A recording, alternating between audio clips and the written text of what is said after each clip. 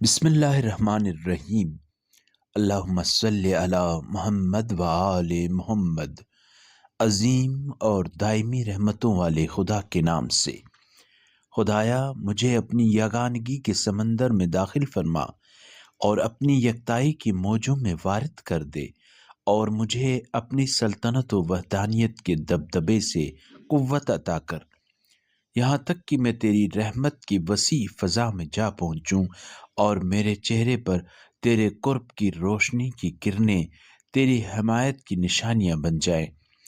تیرے روب سے مجھے روب ملے، تیری مہربانی سے معزز ہو جاؤں، تیری تعلیم و تربیت سے مجھے جلالت و کرامت حاصل ہو، مجھے عزت و قبولیت کا لباس پہنا دے اور میرے لیے اپنے قرب وصال کی راہیں آسان فرما دے، میرے سر پر شان و شوکت کا تاج سجا دے۔